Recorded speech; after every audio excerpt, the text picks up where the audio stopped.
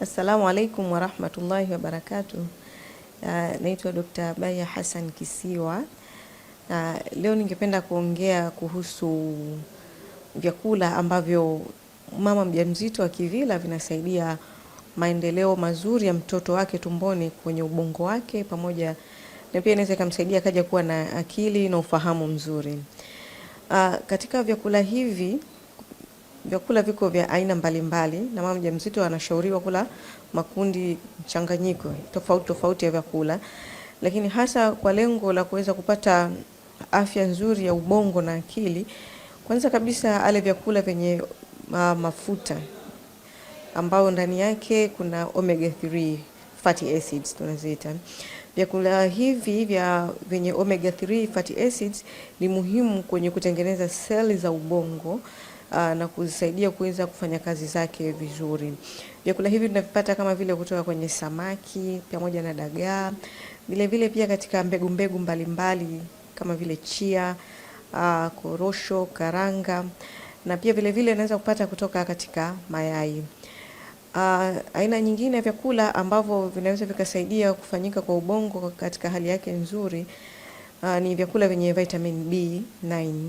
Vyakula hivi ni pamoja na vinasaidia kutengeneza DNA tunaita, vile vinasaba vya katika seli na hasa katika hizi seli za ubongo.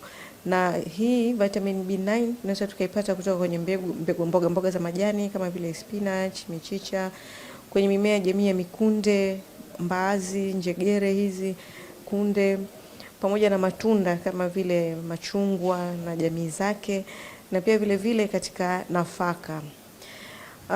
Nyingine ni vyakula vyenye madini ya chuma au iron tunasema, kwa sababu iron ni muhimu kwa sababu inatengeneza hemoglobin ambayo kazi yake ni kubeba hewa ya oxygen na kupeleka sehemu mbalimbali za mwili. Na ubongo unahitaji kiasi kikubwa sana cha oxygen na hutakiwi kupungukiwa oxygen hata kidogo. Kwa hivyo iron au madini chuma ni muhimu katika maendeleo na ukuaji wa ubongo na afya yote ya mjamzito na mtoto wake tumboni kwa ujumla. Vyakula ambavyo vina madini ya iron kwa wingi ni kama vile nyama, maharagwe na jamii zake, njegere hizo, kunde, mboga za majani pamoja na nafaka pia vile vile. Vyakula vingine ambavyo ni muhimu kwa mama mjamzito kutumia kwa ajili ya maendeleo ya ubongo ni vyakula vyenye madini ya iodine, kwa sababu iodine ina support kazi za tezi ya thyroid ambayo ipo shingoni. Hii inafanya kazi mbalimbali za ukuaji wa mtoto tumboni, lakini kubwa zaidi ni katika maendeleo ya ubongo. Hivi tunapata katika chumvi, iodine tunapata katika chumvi iliyotiwa madini ya iodine au madini joto. Tunaipata katika samaki wa baharini na vyakula vyote vya baharini, lakini pia tunaweza tukaipata katika vyakula vyenye vyanzo kama vya maziwa na mayai pia vile vile. Aina nyingine ya chakula mama anaweza kula kwa ajili ya maendeleo ya ubongo ni vyenye madini ya zinc. Zinc ni muhimu kwenye maendeleo ya ubongo na pia na kukuza ufahamu kwa mtoto atakayezaliwa. Vyakula kama nyama, samaki au wale na shellfish tunaita wenye majumba wale. Jamii ya mikunde pia vile vile, nafaka pamoja na nuts tunaziita mbegu jamii ya korosho na karanga inapatikana zinc. Na kingine ni vyakula vyenye choline. Choline ni amino acid au ni zao la protein ambayo inapatikana hasa kwenye mayai na jamii ya kuku, nyama za jamii ya kuku na baadhi ya mboga za majani.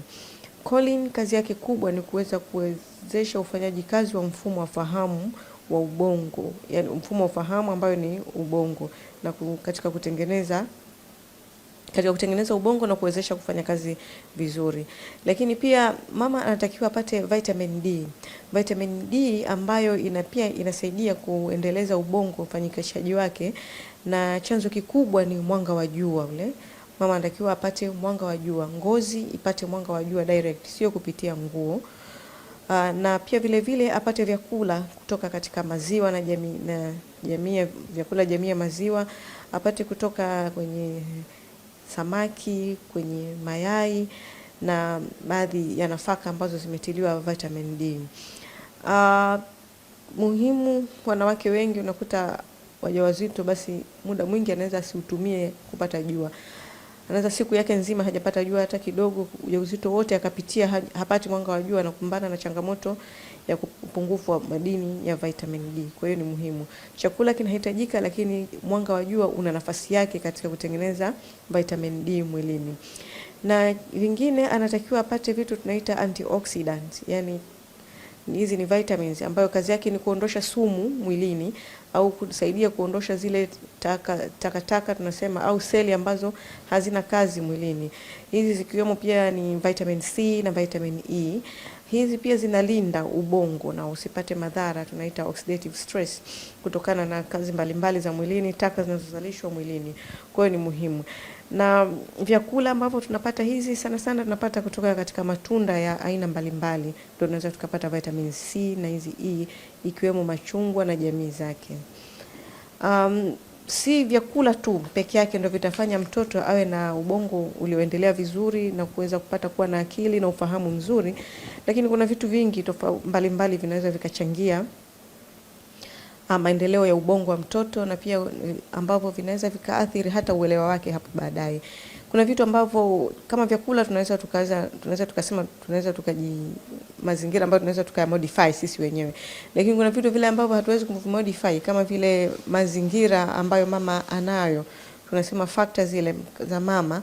Kwa mfano genetics, asili yake inategemea na asili yao hawa watu wakoje, aliyebeba huyo mtoto ndio inaweza ikaleta mtoto mwenye akili kiasi gani.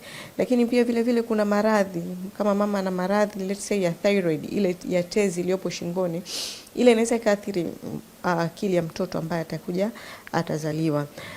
Lakini pia kuna maradhi mengine kama vile pressure, magonjwa ya pressure ambayo yanaweza kumfanya mama ajifungue mtoto kabla ya muda, na mtoto akizaliwa kabla ya muda, akizaliwa siku nyingi au wiki nyingi kabla ya muda wake wa makadirio kuzaliwa haijafika, katika ukuaji wake inaweza ikaathiri maendeleo yake, ikiwemo maendeleo ya akili.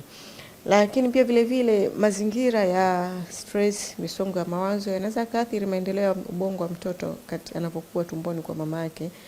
Mama akiwa katika mazingira ya stress sana na akiwa anakosa support, lakini pia akiwa anakosa kufanya mazoezi ya viungo ambayo yanaweza yakapelekea kupata msukumo mzuri wa damu kupeleka kwenye placenta, ikaweza kunawirisha mtoto vizuri, inaweza ikamwathiri vile vile. Kitu kingine ambacho kinaweza kikafanya maendeleo mazuri ya ubongo wa mtoto tumboni ni ile tunaita ile ukaribu wa mama na mtoto hata kabla hajazaliwa. Yes, yuko tumboni mwake, hajazaliwa, hawaonani, lakini anatakiwa mama awasiliane na mtoto wake akiwa tumboni, kama vile kumsemesha, kumsikilizisha sauti nzuri, hata kumuimbia.